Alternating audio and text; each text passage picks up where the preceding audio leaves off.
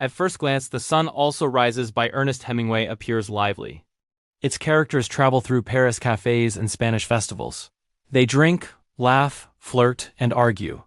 They move constantly, crossing borders and landscapes in search of diversion. Yet, beneath the motion lies a steady current of dissatisfaction. Everyone in the novel is unhappy. Not dramatically, not hysterically, but persistently. Jake Barnes, the narrator, carries the most visible wound. Injured in the First World War, he is rendered physically incapable of consummating his love for Brett Ashley.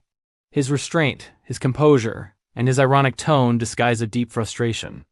He desires Brett sincerely, but he cannot inhabit the role of lover in the conventional sense. His unhappiness is quiet, dignified, almost disciplined. Brett Ashley, by contrast, appears vibrant and independent. She moves from one relationship to another with apparent confidence. But her freedom is not fulfilling. She seeks intensity, admiration, excitement, passion, yet she withdraws before stability forms. Each new attachment promises something transformative. Each eventually disappoints. Her restlessness is not joy. It is displacement. Robert Cohn desires love in a more traditional sense. He believes in romantic ideals and pursues Brett with seriousness. Yet he is consistently misaligned with the world around him. His sincerity becomes a source of ridicule. His attachment becomes obsession. He suffers not because he feels too little, but because he feels too much in a culture that no longer believes deeply in anything. Even the supporting characters carry similar undertones.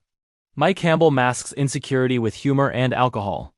The group's social interactions often feel light, but they are saturated with rivalry, jealousy, and emotional fatigue.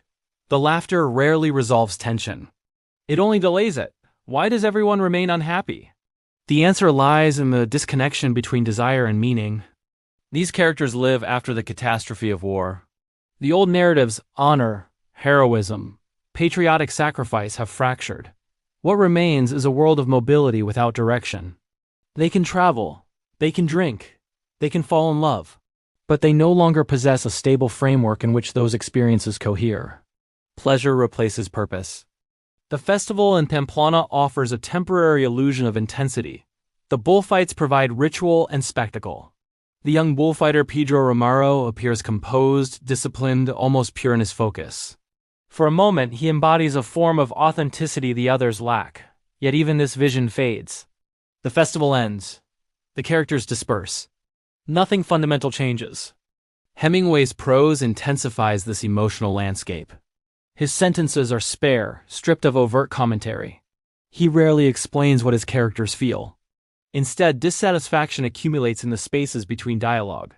Conversations trail off. Repetition suggests stagnation. Silence speaks as loudly as speech.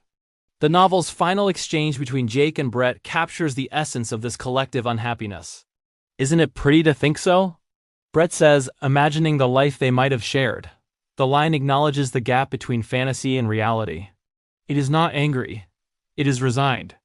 In The Sun Also Rises, unhappiness is not explosive tragedy. It is subtle misalignment.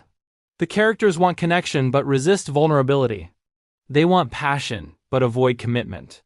They want meaning but distrust ideals. They move constantly yet remain emotionally static. This emotional structure feels strikingly modern. In a world defined by mobility, choice, and stimulation, fulfillment can remain elusive. One can have access to experience without accessing depth. Hemingway does not condemn his characters. Nor does he redeem them.